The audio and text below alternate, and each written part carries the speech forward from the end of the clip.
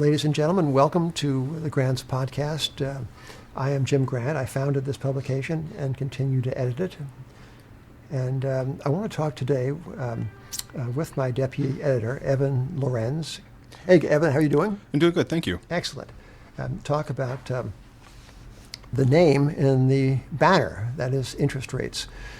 Grant's Interest Rate Observer is the name of our sheet, our publication, 12 pages every 2 weeks. And you know, when I founded this thing in 1983, we actually had interest rates. God, they were fabulous. You'd put money in the bank, and pretty soon you'd have more, owing to the accretion of capital through the compounding of interest. Then came the great financial crisis at some length, and interest rates seemingly vanished. Evan, time does fly, and I got into the business well before what turned out to be the beginning of the greatest bull market in bonds, probably in history. It began in October of 1981, on the 1st of October to be exact. And it has lasted possibly to this moment. We now speaking early 2017. But, you know, we at Grants think that that it ended in July of 2016, which would make it a 35-year bond bull market. Pretty fine. So what I would like to talk about today with Evan is the nature of cycles and interest rates. One of the funny things about the bond market, about fixed income securities, about the interest rates that define their value, is that these interest rates tend to move in generation-length cycles, up and down.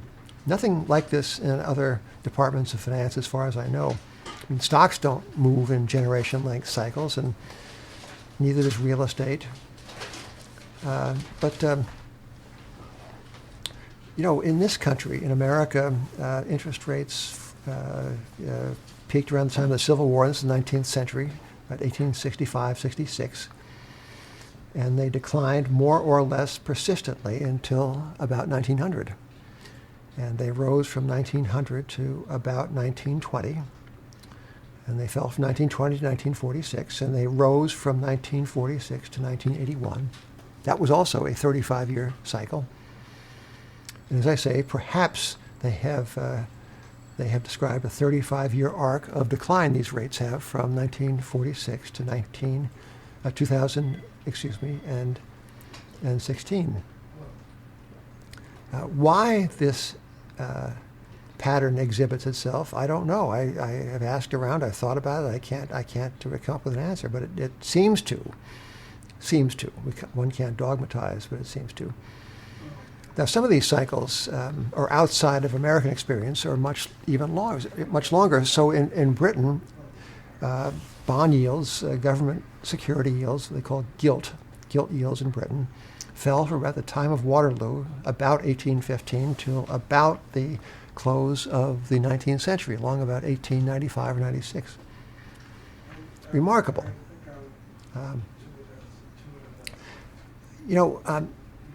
Evan, so that one of the great questions, of course, is that let us hypothesize that rates did indeed describe a generation-length bottom,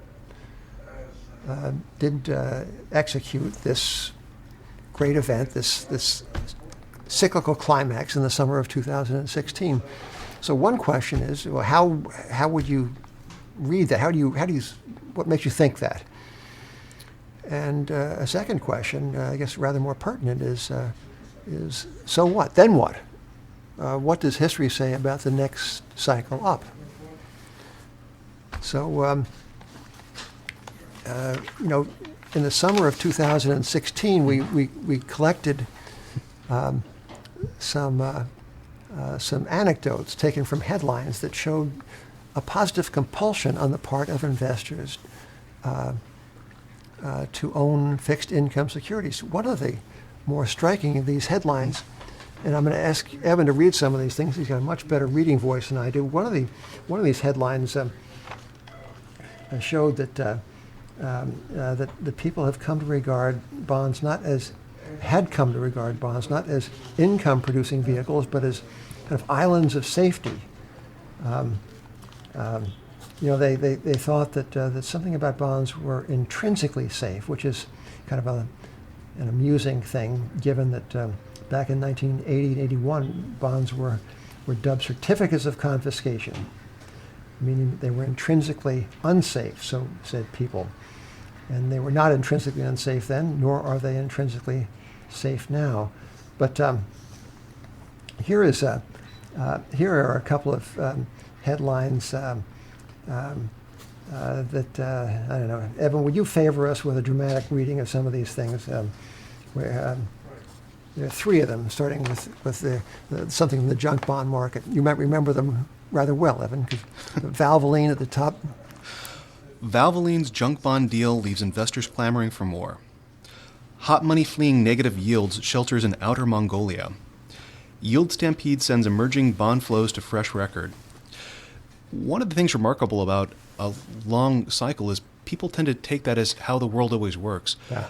There's been a lot of business models on Wall Street built up on the idea that stocks and bonds should be negatively correlated because every time there's a problem, bond yields will go down and stocks will go down, which means that bond prices will go up. One of the big investment flavors du jour is risk parity, where people implicitly lever up a portfolio of bonds to hold against a portfolio of stocks in order to balance out the risk between the two of those. But if we really are going into a bear market in interest rates, bond yields could rise even if stock prices fall. I'd love to kind of understand, what do you see for investors who are trying to put capital into to work in the market today about what this means for their portfolios? Yeah. Well, I think the now and ever the great touchstone of investing must be a margin of safety and evident value, or indeed prospective value. That is also very important.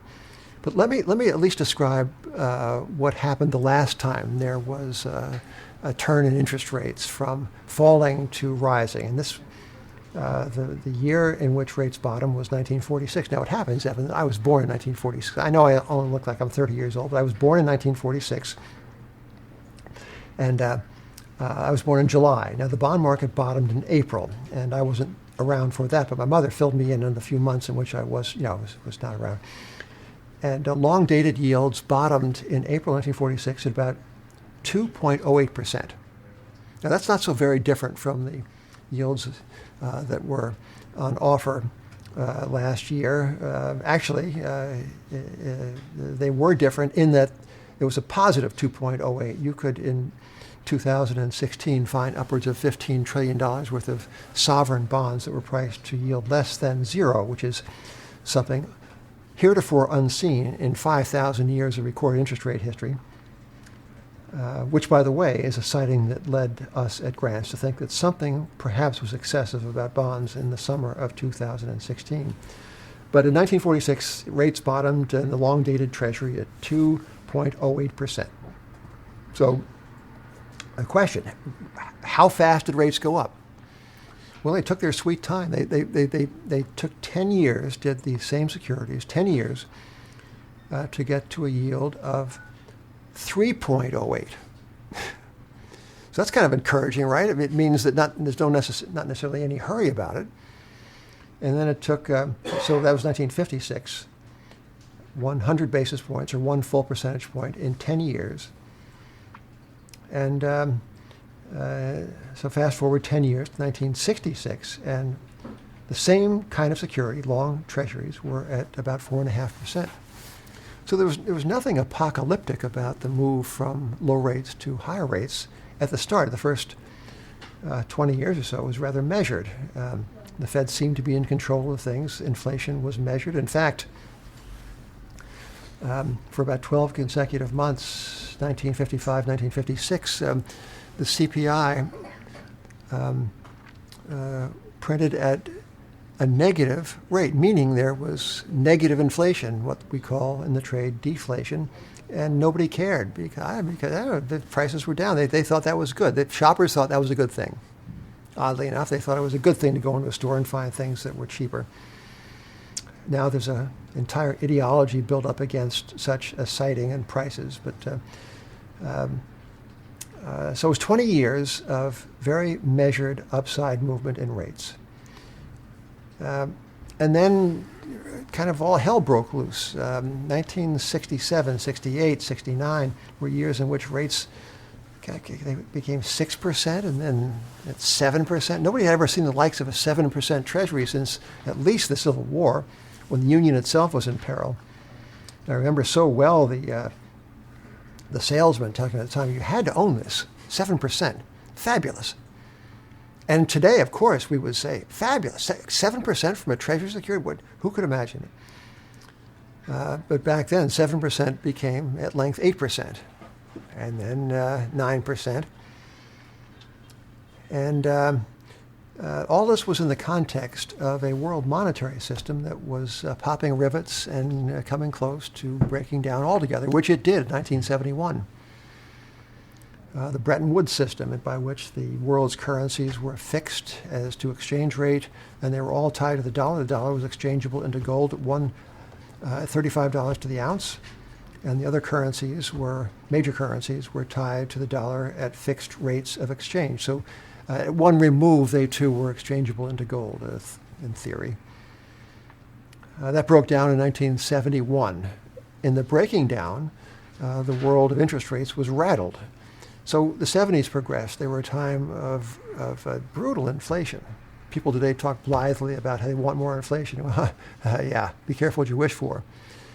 Prices rising at 3 and 4 and 5%. Well, that was kind of uncomfortable. Then it came 6 and 7%, 8%, upwards of 10% by the time the Carter administration had run its course. And by the time the Carter administration did run its course, the dollar exchange rate was being pummeled and inflation was running in the double digits. And long-dated treasuries were yielding not 7, not 8, not 9, but 10%, on their way to 15%. 15%.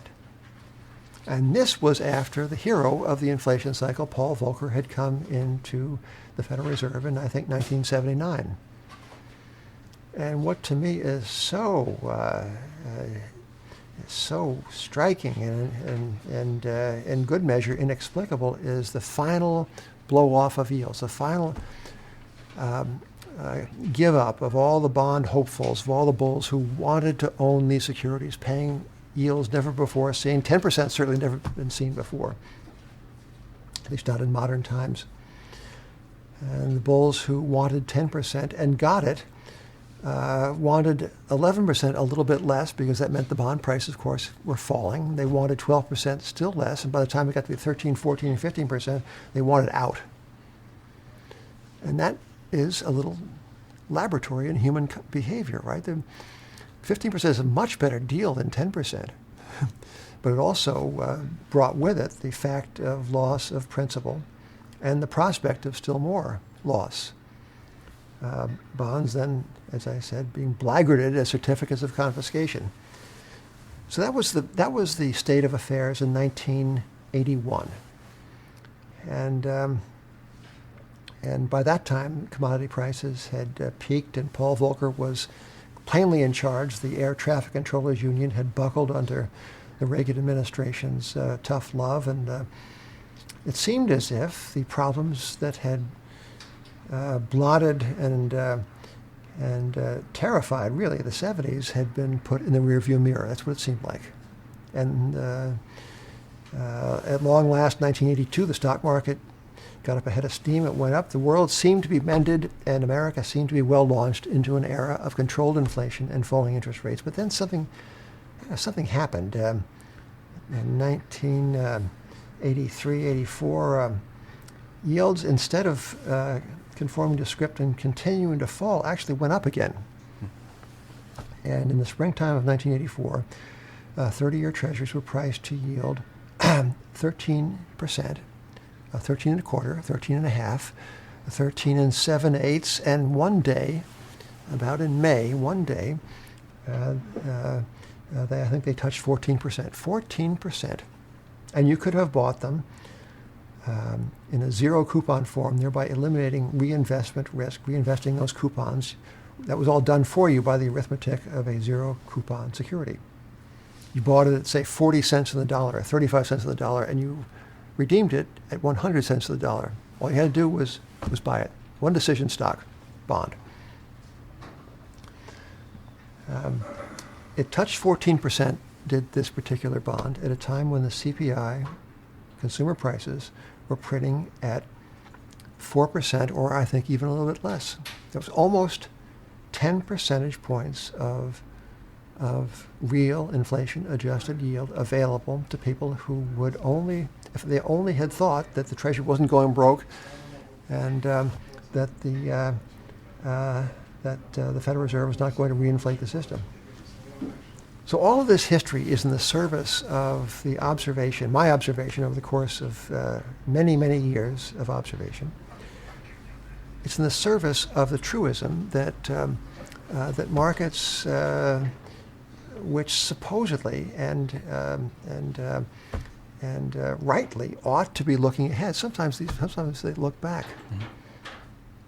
You know, people say the markets are efficient, and I agree. I think the markets are efficient to a degree. They are just as efficient as the people who operate in them. That is my reading of the efficient markets doctrine. And in the springtime of 1984, they were efficient, or efficient, I suppose, deserves a rigorous definition. I will forestall and put that off another day. But I think that we can at least agree that in 1984 the markets were not especially forward-looking. In 1984, people demanded high interest rates because they thought the government was going broke. Today, people demand de minimis interest rates because they think the government is apparently solvent. In 1984, net federal debt as a percent of GDP was 33%. Today, it's 82%. I'd love to get your thoughts on the perception of investors and how those perceptions actually match up to reality. I think the every market needs a narrative. Mm-hmm. And often I think that the stories are manufactured to rationalize conduct that would have occurred anyway in the absence of the proffered narrative. But a narrative it kind of makes everything seem at least defensible.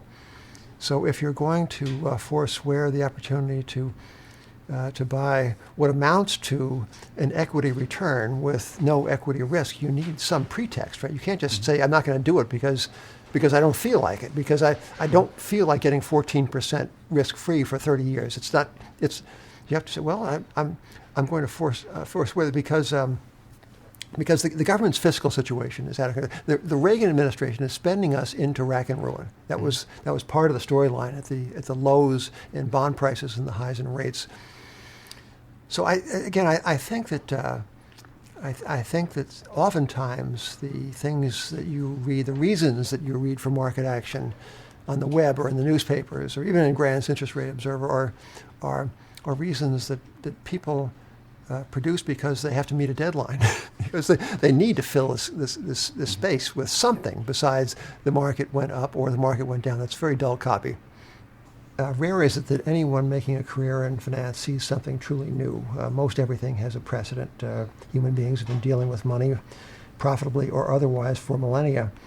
But we live in a time of actual novelty. Negatively yielding sovereign debt is one such novelty, and it is a doozy. So interest rates, unusually, if not uniquely among financial phenomena, tend to trend in these long generation-length cycles. And one forecasts at one's peril, but one must still think about the future. And what we at Grants have come to conclude is that, yes, a 35-year cycle of rising bond prices and falling bond yields ended. It ended in the summer of 2016, at which point we said, and I now quote, leave it to an author to quote himself. I'm going to quote Grants. If practice makes perfect, Grants is unrivaled in calling the top in bond prices. We have done so repeatedly and over the course of many years, even if not lately. Since 2014, our line has rather been one last gasp for the bulls. We now say, I continue to quote from us in July of 2016, we now say that the last gasp has been gulped. With all the fluency that comes with study and repetition, we say that sovereign debt is the biggest bubble since the Bronze Age, or maybe since ancient Sumer. The notion that negative yielding bonds denominated in a fiat currency are a safe asset is a misconception that belongs in the next edition of Extraordinary Popular Delusions and the Madness of Crowds. And that is our final say on the subject.